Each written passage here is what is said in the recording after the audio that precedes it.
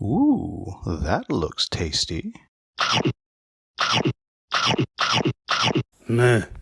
I'll give you 2 cows for 12 pots. 12 pots? For those scraggly things? 9 pots, and I'm being generous. What? You think I'm made of meat? Well, I wasn't going to say anything, but your toga seems a bit tight around the midriff. Now just hold right on. Instead of trading stuff, why don't I give you this shiny coin and you give me everything? You expect me to give you a whole heifer for a shiny piece of metal? What would I do with that? What'd you call it? A coin? Well, you would have it, and then you would give it to somebody else, and they would give you things. This is going to be the way of the future. Goods for coins. That's the stupidest thing I've ever heard. That'll never catch on. Welcome, folks. Today the Hungry Gamer is back with another, and today I am shooting this at the San Francisco Bay Area's DundraCon, so you'll have to excuse some of the background noise. I'll do my best to cut that out. But today we are talking about Lions of Lydia from Bellwether Games and designed by Johnny Pack with art by Daryl T. Jones. Now, I am actually have the opportunity to let Johnny himself give you the quick rundown of how this game works. So that is something that I will let him take care of. I will say right now that everything you see in front of you is still in the prototype phase and may be changing a little bit as some of the details of how the game is played may also change a little bit. All right, so there's first thing you do is you'll be drawing a meeple out of your bag, and then you have a choice of which gate you would like to place it at here, which you got 4. They're designated by these little markers of colors. And then there's probably going to be some meeples there from previous turns, and we'll go through the first type of turn, which would be to place a meeple at one of these, and this will acquire you goods. And so over here, because the meeple I placed was a red one, it's going to raise up the red good there. And there's already a blue meeple, so that's going to raise the blue good, and it's the green gate, and so that counts as 1, which would raise up the green good. And then from there, I would draft a meeple from the center market. There would actually be more in here, so let's just say we need more. I would pull one of these meeples out and choose how to curate my bag. I've always got 4 meeples in the bag, so this will determine my odds of more meeples. So if I feel like I want to draw more blue ones, so in this case I've got a card over there I'll get into that pings when I grab a blue meeple, which would activate that card and maybe get me some benefits. So I'll take this with hopes that I'll be able to use it on the card later, throw it in my bag, kind of shake it up. And that would be a basic goods getting action. Let me go ahead and draw another one as if it's my turn again. And this time, hey, yeah, I got that blue one, or a different blue one. So I'm going to go over here to the blue one. And I've got a card that says when I send a blue meeple to the blue gate, I get an additional blue good. And so first thing I do is to resolve the card and get that bonus. And then I go through that procedure again where I go and get a red. I get a blue and a blue. And that would get me some goods. And then again, I would draft a new meeple into the bag. As players come along, they're going to be filling up these spots, and you can see that you're going to get more and more goods from these spots. But there is kind of an upper limit. Whereas, say I come over here now, and okay, I go, all right, I'm going to get my goods. Now this doesn't trigger my card, but I will get 2 blue, which is going to give me a bonus, which is a culture track bonus. So I'm going to go ahead and take that, which I'll get back into. Then there's a red one there. And I think I got the green, maybe? Can't remember. All right, so I got my goods off that. At the end of this turn, there's a pair of meeples of the same color. So that's when these ones will go back to the center area from which they can be drafted again. In the case that there aren't any meeples in the center, you would actually just draft any one you want from the edges, but it's very, very rare when it's set up properly. So that's kind of how you're getting stuff. Now, I kind of breezed over, there was a bonus we got there for maxing out this blue good. So when you do that, you have two choices. One of them is to upgrade a card or to push your culture marker up along this little track, which will open up the size of the tableau you get. It will eventually get you some coins and lots of points at the end of the game. The other choice would have been to upgrade a card. So a card like this, when it's upgraded, it will do exactly double what it's doing on the front here. So it's worth 2 points and it gets 1 blue good resource. So in this case, it's going to be worth 4 points and get 2. So you can always remember what's on the back side without having to constantly flip that. So that would be one of the choices, either move up in culture or flip over a card that I've got in play in front of me already. Then the other type of action you can do is you'd still draw a meeple, and in this case, you're deciding to put it in one of these little spots, which will dictate which one of these card markets you're going to be building properties out of. So if I were to look around based on what resources I have, I might say, this looks good. So I put a meeple over here, and what this means is that I'm going to be buying cards out of this area.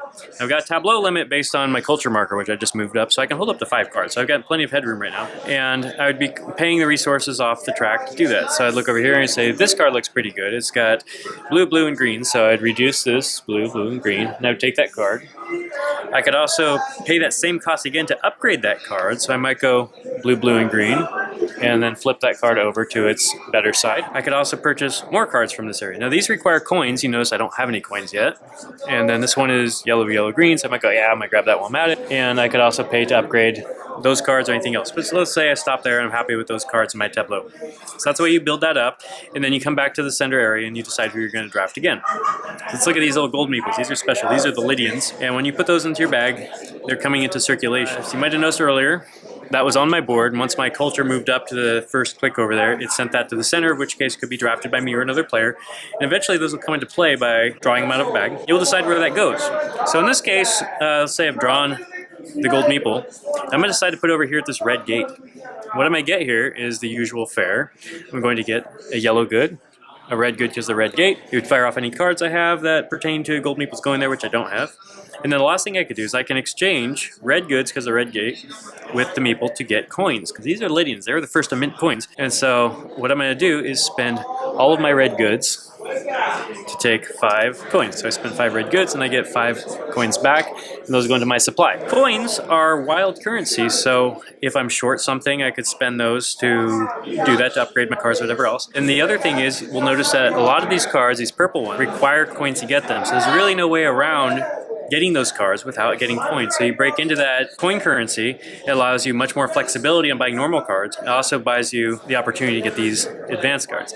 These cards are the ones that are really going to get you the good points. Every card's worth some points. Front's worth a little bit, the back's worth a little bit more. And similarly, a card like this, we'd see, okay, I pay 3 coins for that, say when I go and do a future buying round. And what this is saying is that every purple card, which this is one, that's in my tableau at the end of the game is worth 2 points.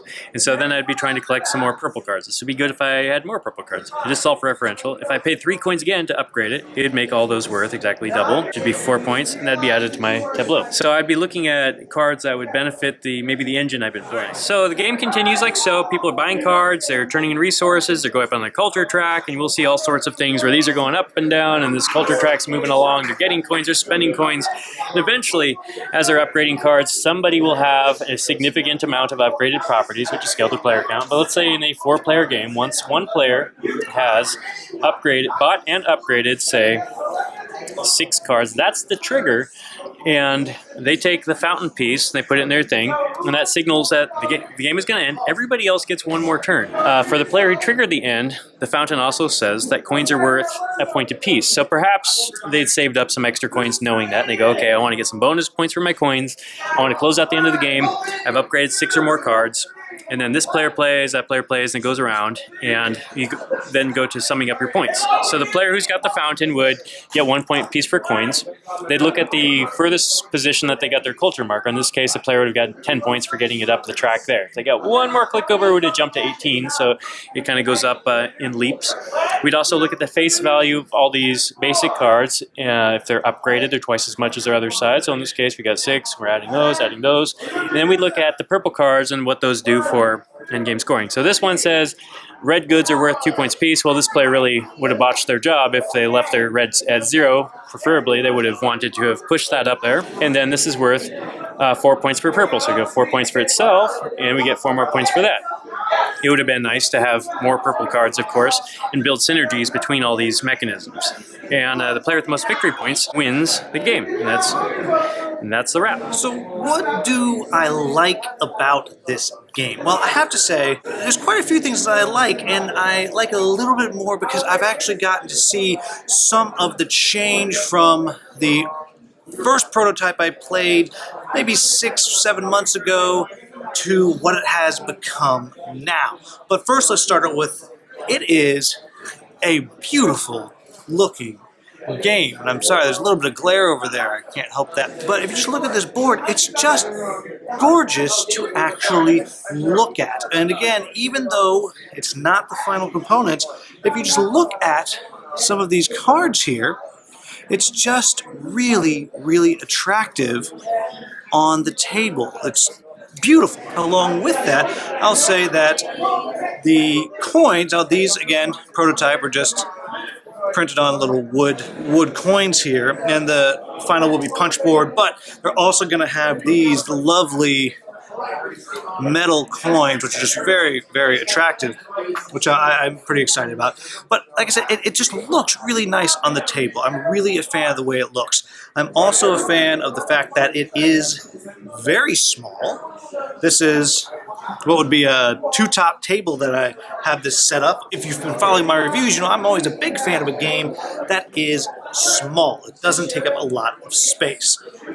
I'm also, I have to say, a fan of the speed of the game, because this is a game that you can play in 30 minutes or less. I'll say that this particular version, when I played it tonight, there was 4 of us, so max player count, with teaching for people who had not played before, and playing the whole game, and the scoring at the end, and it took us 40 minutes. That is incredible. Now, let's talk a little bit about the mechanics of the game, because that's really what we care about. I have to say, I dig this whole bag management mechanic that you're going through, you're pulling something out, then you're using that somewhere to up your stats here.